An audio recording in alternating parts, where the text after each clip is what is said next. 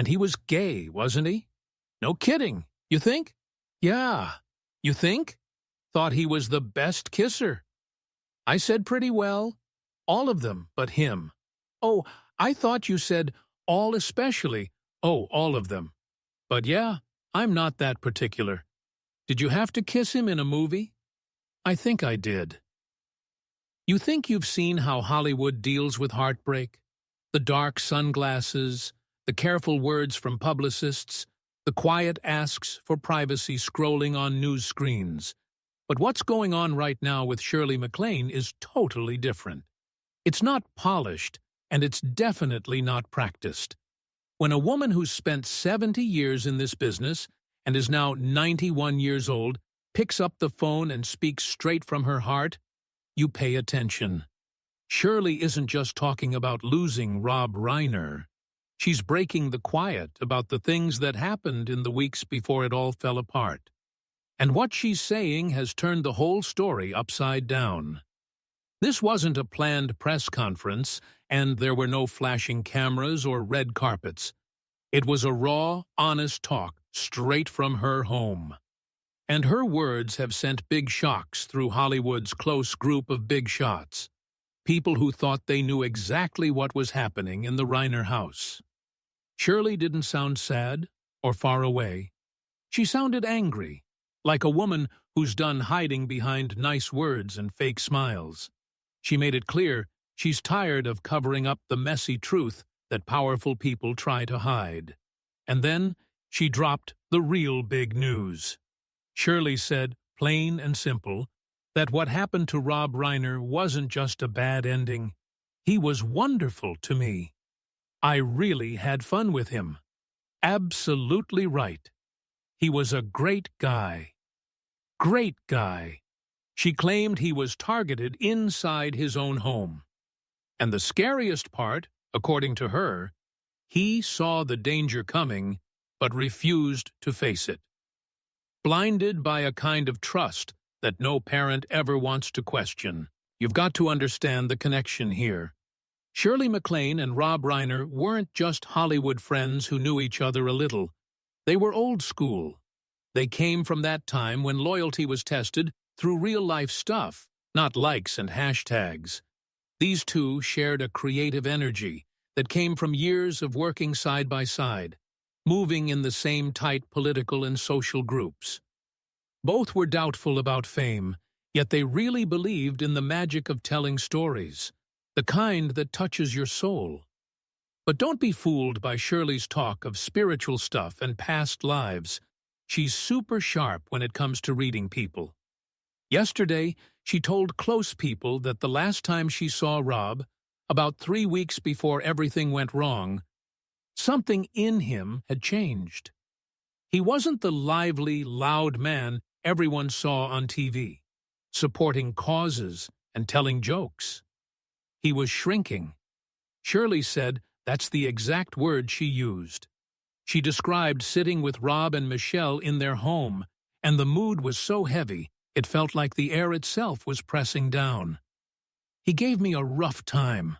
He was a rough guy, one of the most intelligent I ever met. Photographic memory. Could read a script. Never look at it again. Remembered it. Rob, usually the one lighting up the room, just sat there quietly, staring out the window at the driveway like he was waiting for something or someone. And here's where things take a wild turn. Shirley said Rob looked really scared, watching that driveway as if every sound outside made his heart race. What she revealed next changed everything. According to her, the family already knew Nick was falling apart long before anyone called for help. This wasn't about a small problem. Shirley said it was a full emotional breakdown fueled by feeling entitled, anger, and denial. Rob tried to calm the storm with money and love, writing checks and giving hugs, but Shirley warned him straight up, "It's not going to work." Shirley looked Rob straight in the eye and said, "You're feeding a shark and hoping it turns into a dolphin." That line has been repeating all over Hollywood, and everyone's realizing now just how right she was. It's time to focus on the real facts, the ones confirmed by people who were actually there, not the wild guesses from gossip sites.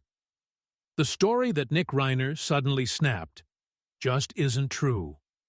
What's coming out now, and what Shirley hinted at, paints a much more complicated picture. This wasn't some random outburst. It was a steady buildup that had been boiling for months. Sources close to the family say there were quiet police visits to the Brentwood property back in October and November, but none of it made it into official reports or the press, because of who Rob Reiner was and the power he had. When you are that powerful, you can keep things quiet. You can tell the authorities it's just a family issue, that your kid is having a tough time, that you've got it under control. I think that for some reason our governments, especially the American government, don't want to disclose it. Rob did everything he could to protect Nick's image right up to the very end. He didn't want his son dragged through the headlines or treated like a spectacle for the world to pick apart. And then came the image that stopped everyone cold. The mugshot. Shirley didn't ignore it. She faced it head-on. She said when she saw Nick's face on the news, she didn't see the same kid she once watched grow up. She saw something missing behind those eyes, a kind of emptiness that shook her. And apparently, even Tom Cruise shared similar thoughts privately with his close circle after seeing that same haunting image. You've got to remember, Tom Cruise and Rob Reiner go way back. A Few Good Men wasn't just another Hollywood hit. It was a career-defining moment that bonded them for life. Tom's famous for his loyalty, and insiders say he was one of the very first to step up when tragedy struck, reportedly arranging private security for Romy and Jake, the surviving siblings, as soon as the news broke. That's how deep their connection ran. But even Tom, who's seen it all in this industry, was reportedly shaken by what he heard about the situation inside that home. According to people close to Shirley MacLaine, this wasn't some chaotic break-in or a random argument gone wrong. It was something way more personal. This was about control. Yes, money played a part, but underneath it all was something deeper. The struggle of a grown man nearly in his 40s who felt the world owed him everything just because of his last name and parents, who out of love couldn't bring themselves to draw the line. Shirley said Michelle was always the peacemaker, the one who stepped between Rob and Nick when tensions rose. And it's heartbreaking to think that her instinct to keep the peace might have been what placed her right in the middle of the chaos that night. What Shirley's revealing isn't just a family falling apart. She's exposing what she calls the Hollywood syndrome.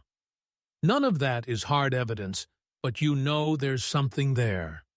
That twisted illusion of fame, money, and privilege that can quietly tear families to pieces. She talked about how brutally hard it is to raise kids in this town when the parents are legends. Rob Reiner wasn't just a filmmaker. He was an institution. And for Nick, growing up in that massive shadow turned admiration into resentment. Shirley even shared that Michelle told her months ago they had started changing the locks on the guest house, a quiet sign that trouble was already brewing behind those famous gates. They weren't changing those locks to keep out strangers. They were doing it to keep Nick out when he was in a bad state. Just imagine that, living in a fortress in Brentwood, surrounded by wealth and security, yet terrified of your own family member, but too heartbroken to call for help because you still love him. That's the heartbreaking reality Rob and Michelle Reiner were living in. And the most chilling part of Shirley MacLaine's revelation isn't just the fear.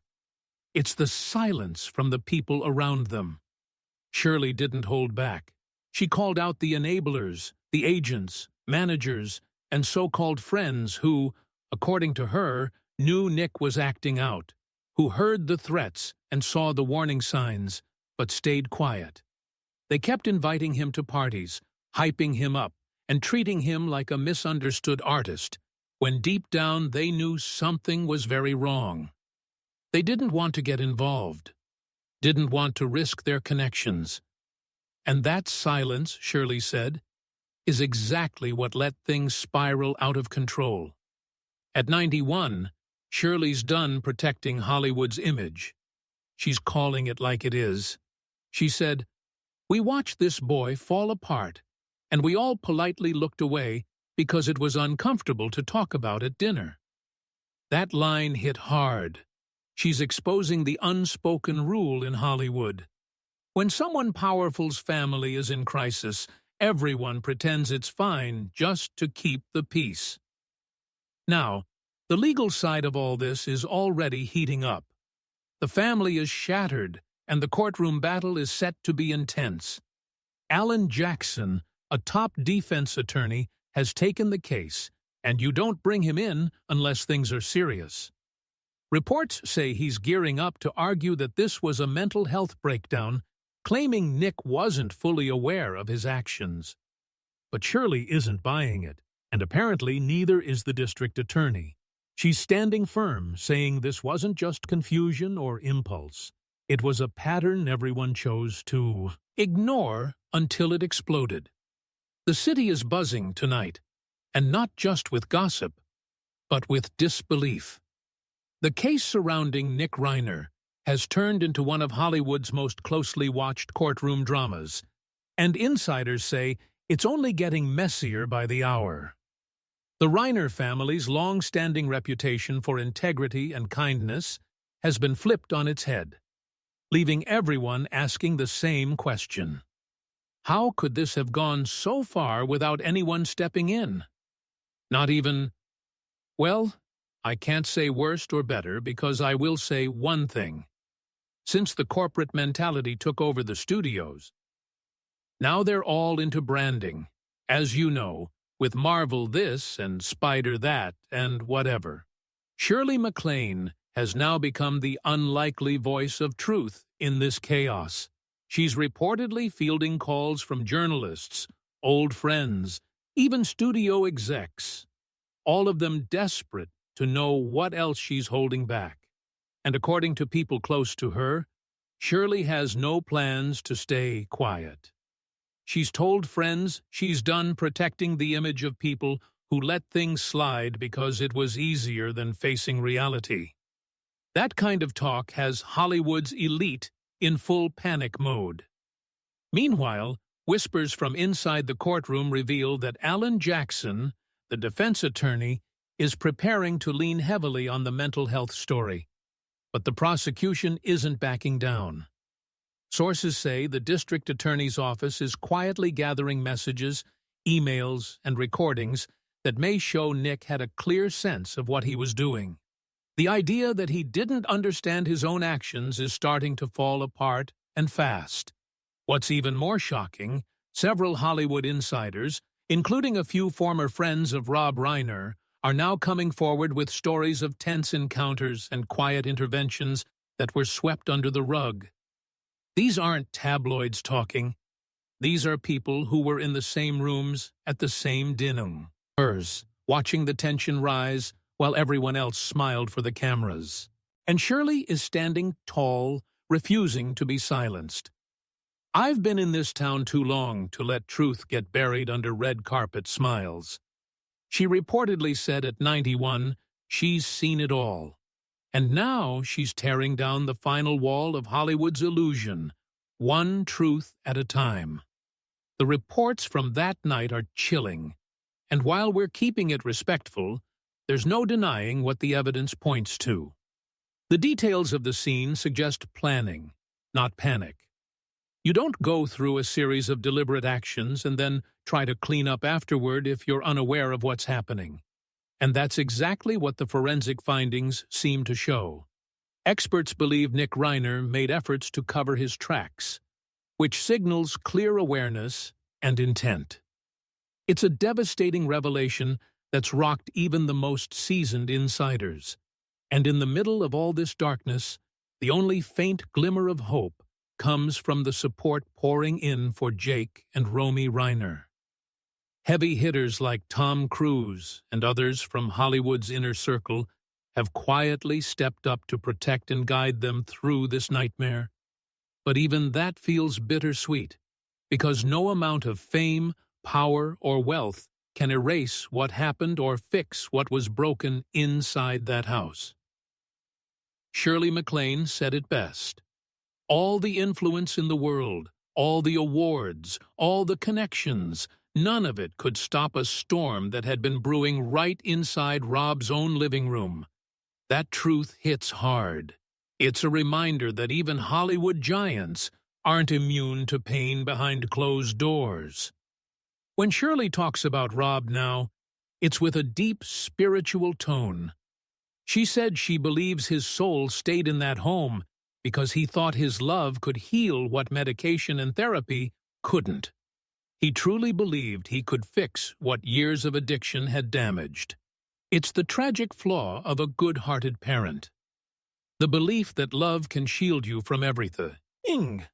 I didn't understand what anybody was saying half the time because all these young people talk so fast and they talk speed talk and I don't know what they're talking whatever. So I would just make fun of them and they would laugh and basically admit that they were keeping their thoughts secret through the way they spoke, so that older people never knew what they were thinking. But Shirley, always brutally honest, cut through that illusion. Love isn't a shield when you're fighting inner demons. She said sometimes love just makes you a target. Those words stunned everyone who heard them.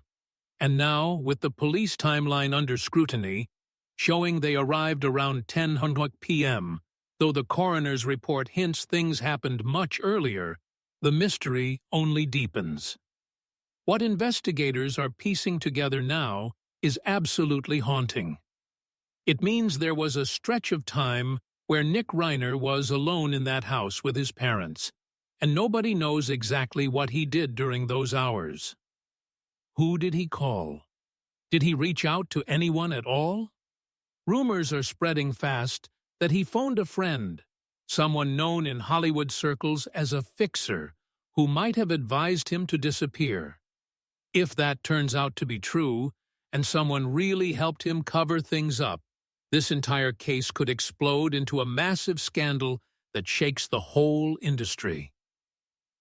Shirley MacLaine hinted that investigators are already combing through phone logs and messages that could link other people not directly to the act itself, but to the toxic lifestyle that fueled everything leading up to it. The whispers are dark about shady influences, users, and people who took advantage of Nick's instability, draining him emotionally and financially, pushing him to keep asking Rob and Michelle for more money. It's heartbreaking and disgusting all at once. Two people who spent their lives making films that celebrated the strength of the human spirit ended up trapped by the ugliest side of it. Greed and manipulation. Think about it. The creators behind The Princess Bride and Stand By Me built stories about love, loyalty, and growing up with honor. Yet in the end, that same man who taught audiences about innocence and friendship was battling darkness inside his own home. Shirley said Rob Reiner used to talk about Stand By Me as a story of confronting the loss of innocence, but he never imagined that kind of darkness would sit across from him at his own breakfast table. And now this isn't just gossip. It's turning into a full-blown tragedy unfolding in real time in Los Angeles. Prosecutors are reportedly reviewing serious charges, including special circumstance allegations that could carry the harshest possible sentence. Though California's governor isn't expected to pursue that level of punishment, legal experts say Nick could still face life behind bars. No parole, no freedom, just the weight of everything that happened, echoing forever. The advantage of being locked out of the corporate Hollywood is that most of the good scripts, the good directors, the good actors, All that stuff is happening in the independent world. Picture this. Nick Reiner sitting alone in a cold cell in downtown L.A., finally coming down from whatever chaos had been clouding his mind, realizing the unthinkable. The safety net is gone. The parents who always came to his rescue, who made the calls, hired the lawyers and kept his mistakes out of the headlines. They're gone, and this time there's no one left to fix it. The silence must be deafening. Shirley MacLaine didn't mince words about it either. She said she hopes Nick lives a long life. And though that may sound harsh, she explained exactly what she meant. She doesn't want revenge. She wants reflection.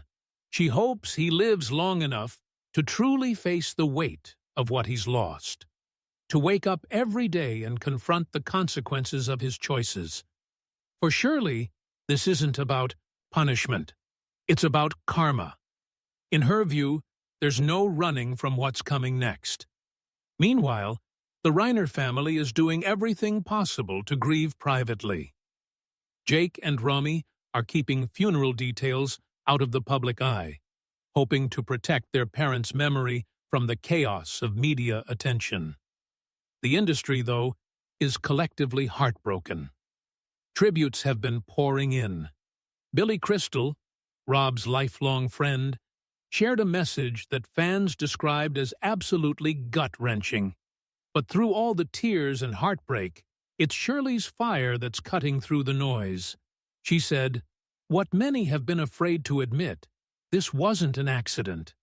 It was a breakdown of accountability, a failure by the system, a failure of intervention, and a painful reminder that sometimes the people we love the most can also be the ones who need boundaries the most." Her words hit hard because they're true, and Hollywood knows it. And then there's the uncomfortable question of money. No one wants to talk about it, but it matters here. Under the state's Slayer statute, Nick can't inherit a cent if convicted. That means the empire Rob built, from Seinfeld royalties to All in the Family and his legendary film catalog, will go to Jake and Romy. It's poetic in a way.